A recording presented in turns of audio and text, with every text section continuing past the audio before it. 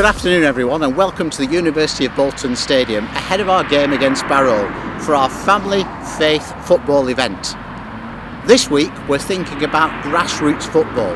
We're thinking about how teams start at the grassroots and build themselves up, needing that resilience in order to go forward. And of course, the reality is that our team here, Bolton Wanderers, started off as Christchurch FC, a grassroots team, working with Tom Ogden and the Reverend Joseph Farrell-Wright to help and support young people, bringing them together, fusing them together as a team and supporting them in their education at Christchurch School.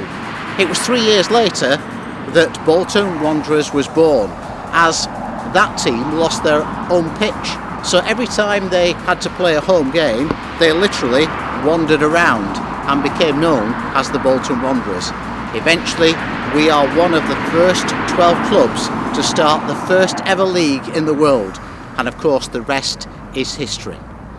Well, we've got all our favourites for Family Faith football, but first of all we're going to go straight over to Stato to give us the stats, not only about the game today, but tell us a little bit about the history of Barrow as well.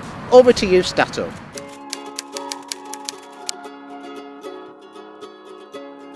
Welcome again to Stato Towers. This week we're covering grassroots football. To do that with Bolton Wanderers, I've looked at the last time we were in League 2, or as it was then, the 4th Division. We actually got promoted back the very first season, thank you to a goal by Robbie Savage. Not the one in the photo though. The following year things got better. We won the Sherpa Band Trophy, and neither Man United or Liverpool have their name on that trophy. And less than 10 years later we're back in the Premier League, where we belong. But enjoy the moment, life is richer for the variety it brings. Right, let's look at the opponents today. Barrow FC, or the Bluebirds. Founded in 1901, they moved to the ground which they're still in today, Holker Street, in 1908, and they joined the league in 1909-10. They stayed in the league for over 50 years, although only got promoted once. But in 1971-72, they actually got voted out of the league after they finished bottom. And after many adventures, it took them 48 years to get back to the league. Last season, with our very own manager there. See, this club just doesn't lie down, and it's back where it started 100 years ago. Just one more thing with Barrow, I just wanted to mention the current manager. What a strange journey he's had. Although he played at an academy as a young lad, he went on to Cambridge University and graduated there and got a master's in economics. Through that he went to work on the stock market, firstly in London and then in New York, and was actually working there on the day of 9/11 at an office near to the Twin Towers.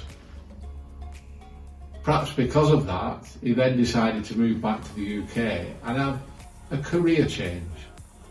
And at 27, he went to the Crystal Palace Academy, working as a coach.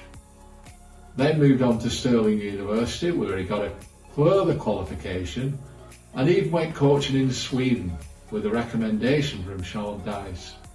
After one season at Grimsby, he's then come to Barrow. Just to mention now, for real grassroots football, the level I, and I'm sure many of you, played at. Based on a Sky Sports report earlier this month, there are 43,000 active clubs in the UK, with 12 million people playing, men and women.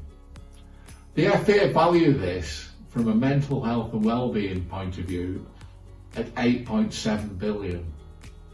They can't play at the moment, and that's having a great detrimental effect. But more about this at the next Family Faith Football. As David James said, this is all about the community. Yeah, the form guide. I did get a little bit carried away with the statistics, but some of these are fascinating.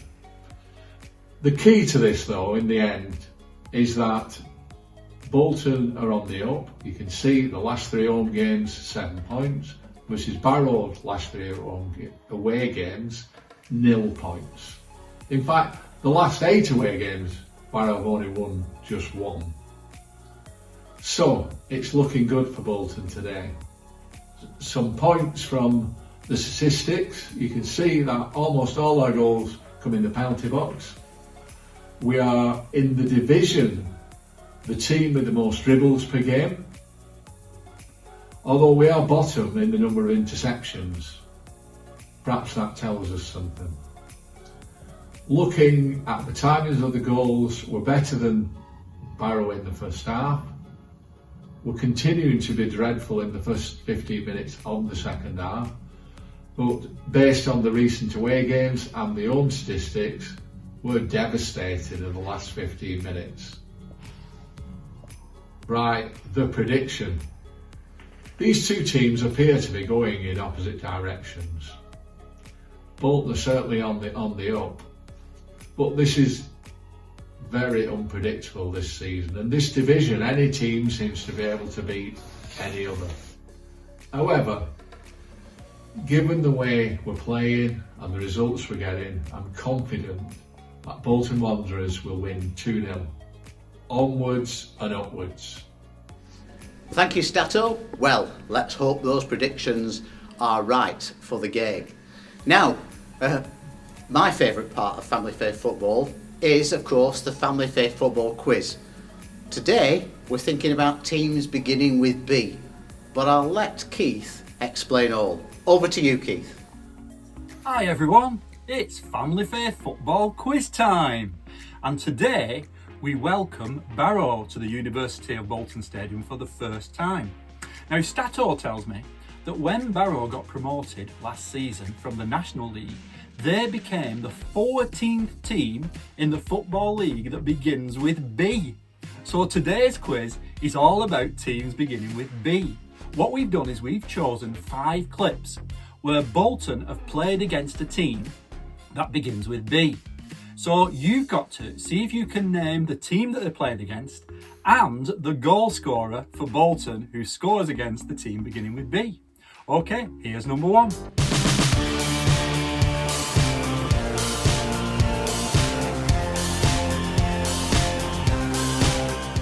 Well, how did you do? The team that they were playing against that began with B were Burnley, and the scorer of the goal was Super John McGinley. Now, let's see how we get on with number 2.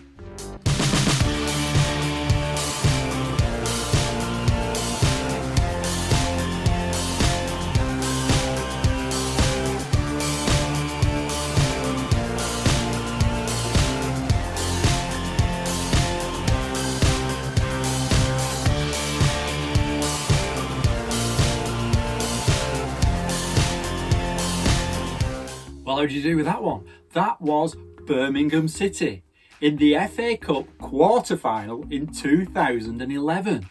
And the goal scorer was Bolton legend Chung Young Lee. Now then, this next one is also from an FA Cup match. But this time it was the final and it was in 1953. Here you go.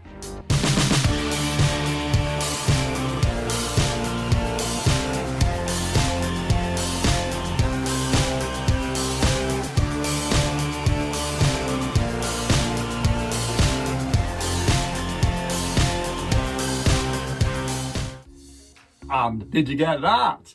That was against Blackpool, that was the team beginning with B, and it was scored by Bolton's greatest legend, Nat Lofthouse. Okay, here's number 4.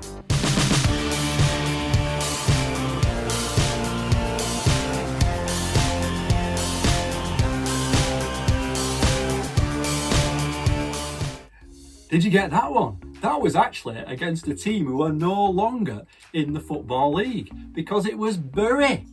And sadly, they had to leave the Football League a few years ago. And the goal scorer was Zach Clough. And if you look really closely, I'm sure you could see Stato running on the pitch there when the goal was scored.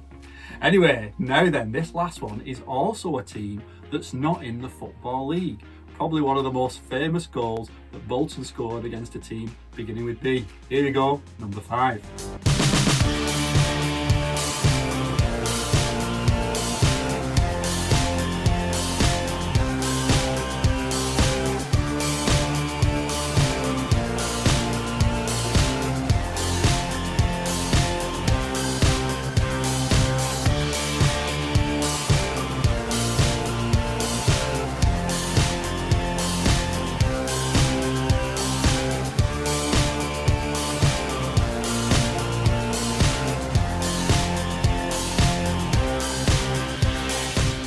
And how did you do that one?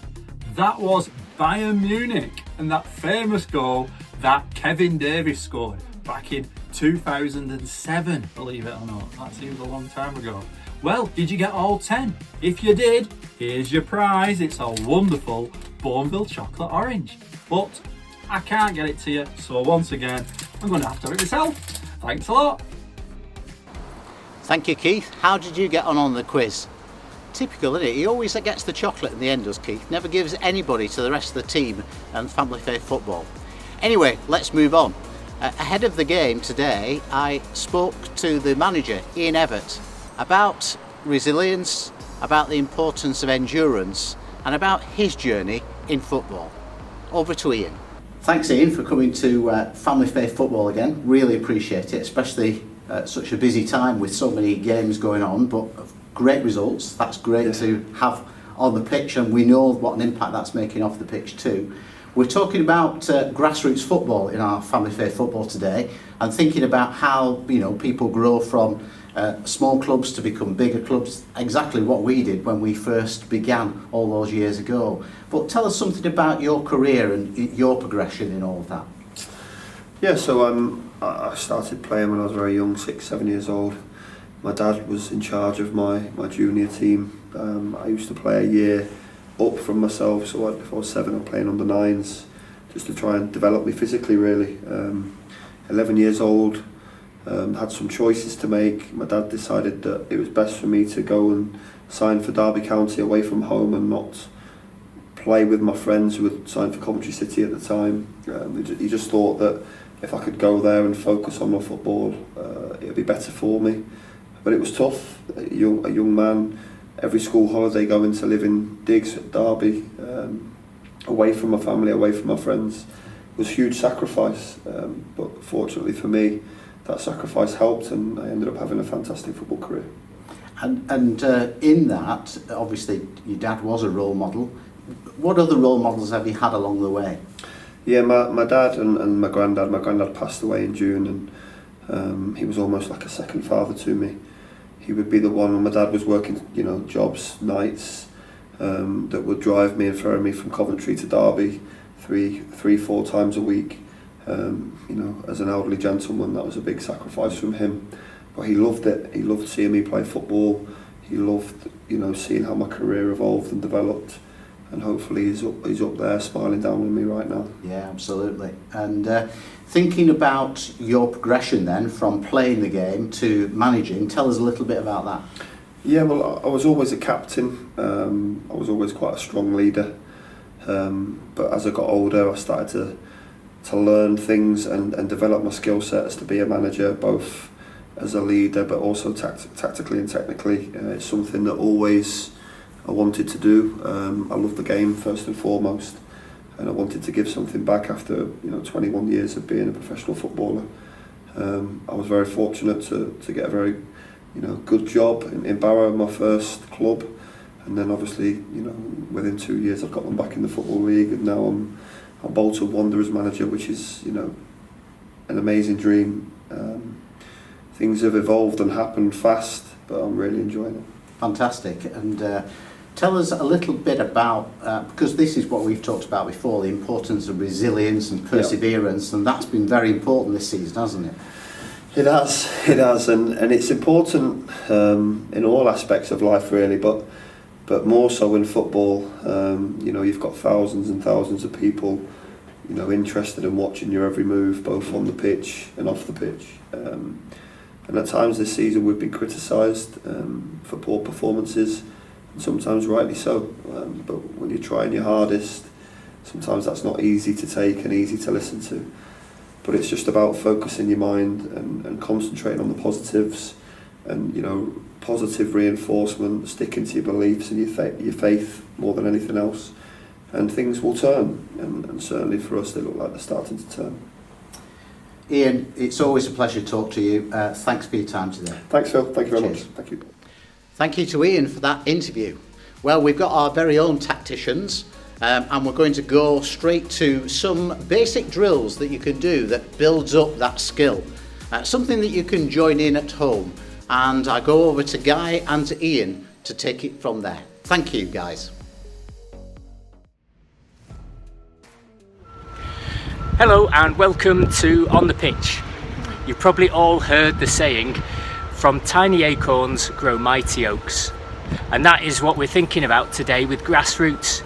Grassroots football makes football available to all people, whatever their ability or background or skill level. So we've got a few drills, 3 drills in fact, and some exercises to get you guys ready for football.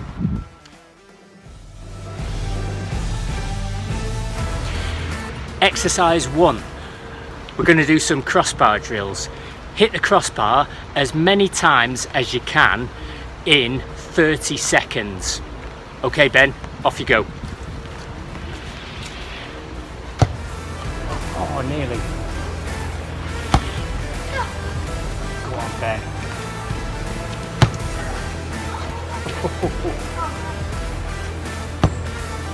Yes!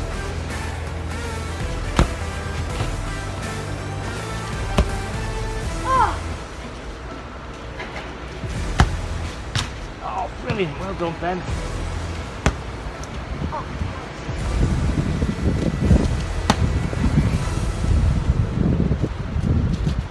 Time's up. Okay, now we're going to do 20 star jumps, Ben. Are you ready? Set, go.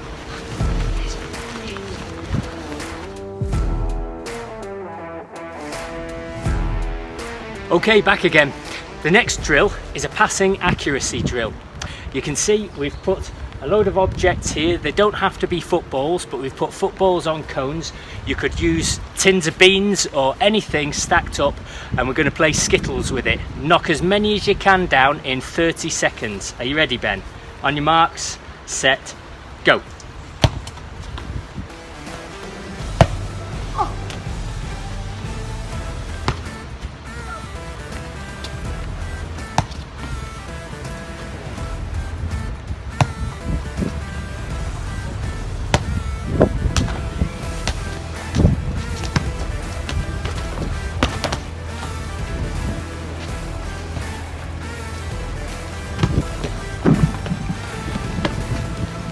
Time's up.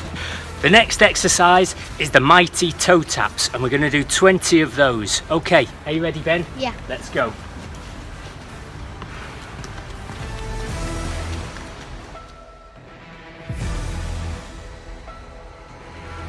So the last drill we've got is chipping the balls into a bucket. Now we've got a big planter there. You can use any bucket that you can find around the house, a mop bucket, anything like that, or a hole.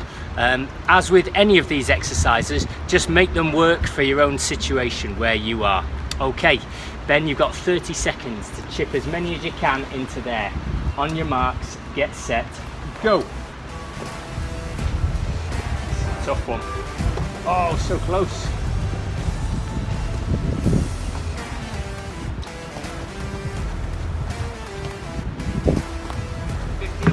Half your time gone.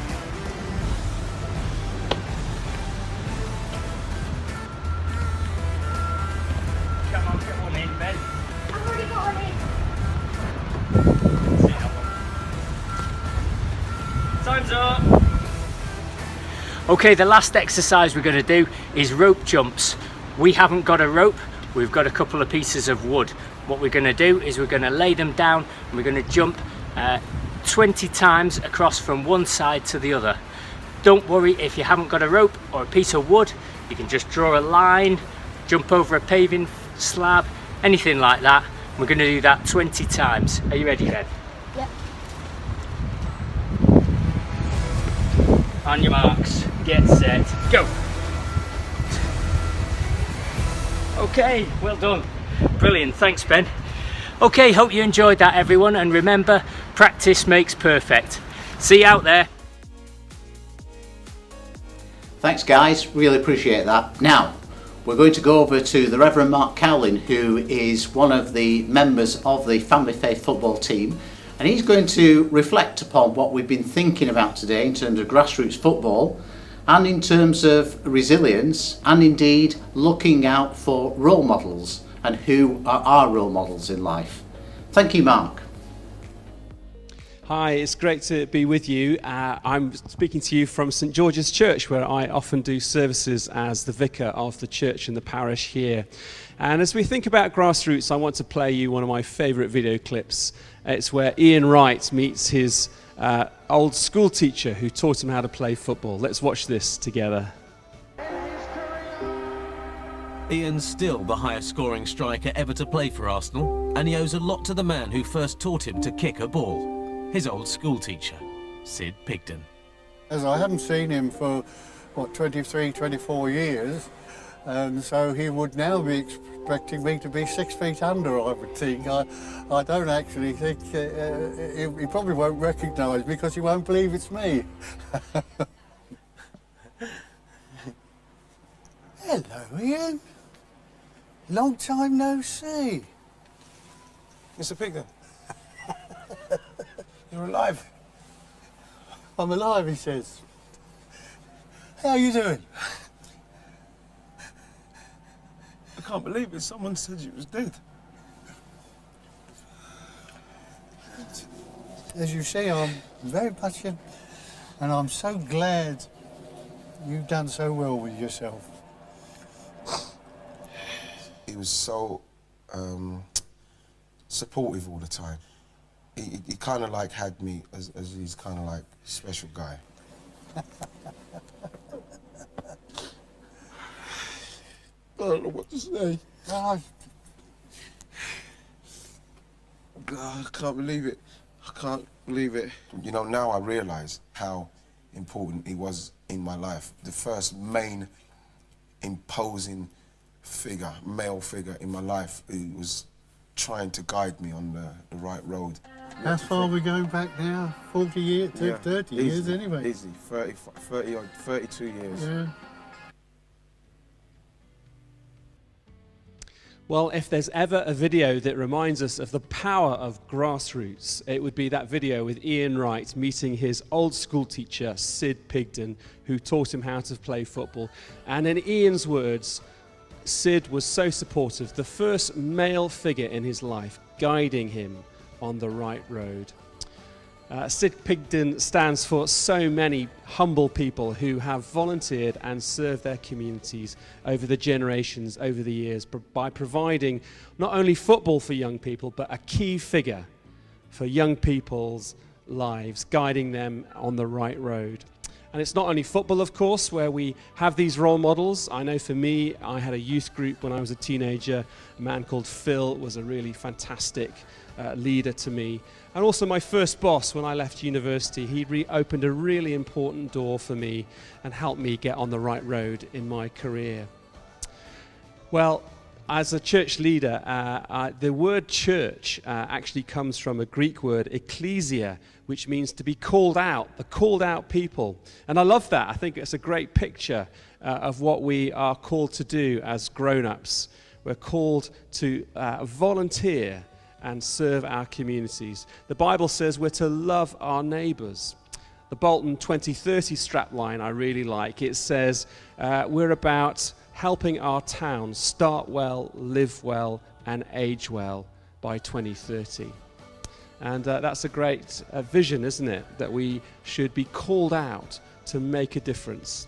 So here's to the things that money can't buy, to the Sid Pigdens of this world. And here's to us finding a people and a group in Bolton that can be our church, who we can be part of, knowing that we're called out to make a difference, to love our neighbours and serve our town and volunteer in humble ways that transform the world for others. Thank you, Mark. That was brilliant. Now, we're coming to the end of our Family Faith football programme for today. If you've enjoyed it, then please pass it on to your family and friends and get them to share it with other people. We're going to conclude now by going to Ben's locker room. And in Ben's locker room, we're going to have some notices, some ideas of how you can get involved in various things, and also details of the next Family Faith football, which will be on the 1st of May. Enjoy the rest of the day, and thank you for watching. Welcome to Ben's locker room. for another call to action. Firstly, if you can spare a tin of beans or tuna, Urban Outreach would love you to feed one of their grub tubs around the town. You can find them in shops like Sainsbury's or take donations directly to the Urban Outreach Depot in the Trinity Retail Park. Are you missing out on cheering your team on from the stands? You can follow the Wanderers on iFollow. Just go to the website or Facebook page for details. If you're a church leader, come on and join us for the Church Leaders Brunch on Wednesday, the 24th of March at 11 a.m. Well done.